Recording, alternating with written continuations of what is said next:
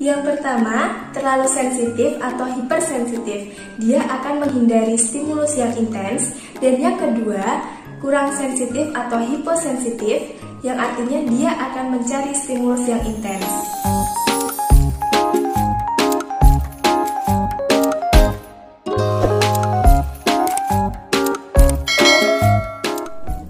Assalamualaikum warahmatullahi wabarakatuh. Hai Mom and Kids, kembali lagi dengan saya Nur Haryanti, okupasi terapis Pelangi Center Ponorogo.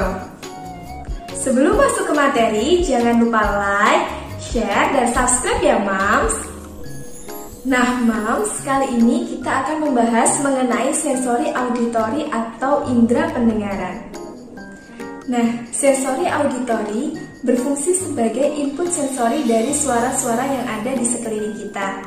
Dan bagaimana otak dapat memilih dan memilah mana suara yang harus didengar dan bagaimana kita meresponnya. Sensori auditori ini juga erat hubungannya dengan sensori vestibular, di mana sensori vestibular merupakan indera yang terletak di telinga bagian dalam yang mengolah informasi terkait dengan keseimbangan tubuh dan input suara. Jika kita tidak memiliki input sensori auditori yang seimbang, maka akan terjadi dua kemungkinan. Yang pertama, terlalu sensitif atau hipersensitif. Dia akan menghindari stimulus yang intens. Dan yang kedua, kurang sensitif atau hiposensitif, yang artinya dia akan mencari stimulus yang intens.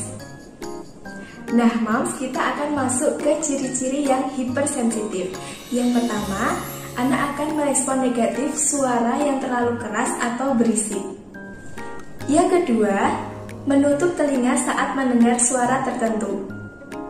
Yang ketiga, kesulitan menyelesaikan tugas ketika ada distraksi suara.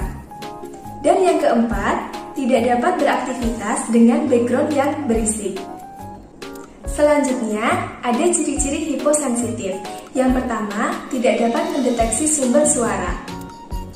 Yang kedua, sering meminta untuk mengulang-ulang instruksi. Dan yang ketiga, sulit membaca, terutama jika disuarakan.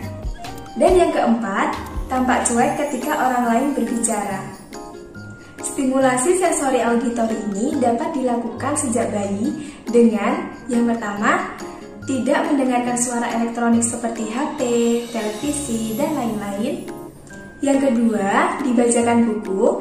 Yang ketiga, diajak berbicara.